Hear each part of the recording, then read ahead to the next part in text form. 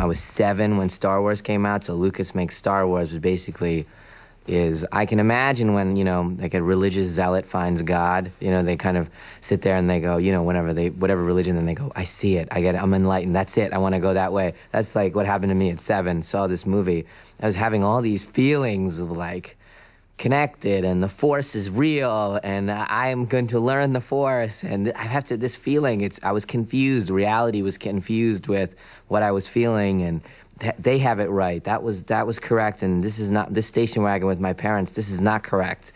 And I had all those kind of really, that rush, I can remember it exactly. And I was in the center, back in those days, the little kid could sit in the front seat, and no seatbelt. We were just in the front, my dad and my mom, my sister in the back, and just like staring at the vent, going, oh my God. And they're all like chatting about something about the movie like that, and I was like, would everyone just be quiet?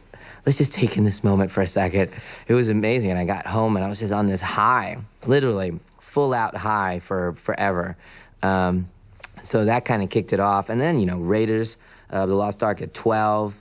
Really, Raiders, I know that sounds like really early, but Raiders was the moment I was like, that's it. This is what I'm doing for a living.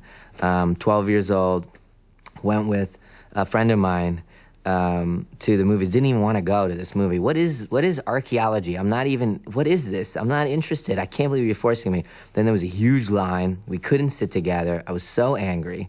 Sat with this older couple who saw that I was, I was like this tall when I was 12. And the couple was really, knew that I was uncomfortable and not, happy. They bought me popcorn and soda. Again, nowadays you'd be like, I'm not going to eat this. Who are you? But back then it was like a sweet gesture. I was so touched, And they bought me this popcorn, and I said, oh, thanks. And then, the thing opens up, Paramount logo comes on, and this movie, I was unbelievably blown away, and came out of the theater, and I was like, that's what I'm doing for a living. So I didn't tell my parents yet, who are both doctors, but at 12 it was all done, and started making movies, little movies.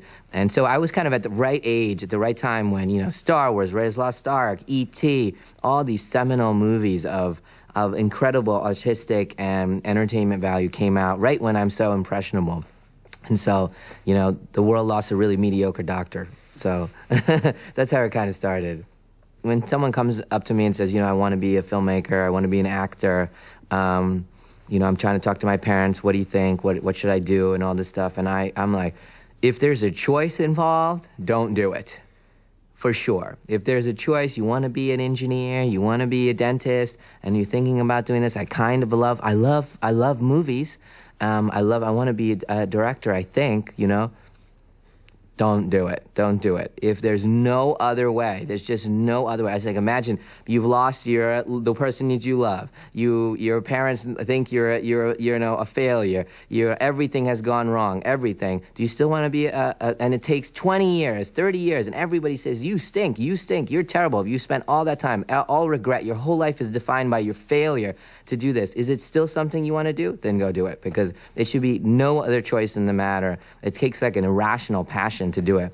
There will be those people that kind of do the process and then get lucky and fall into it, but I don't want to watch movies by those people. I want to watch movies by the people that there was no other choice.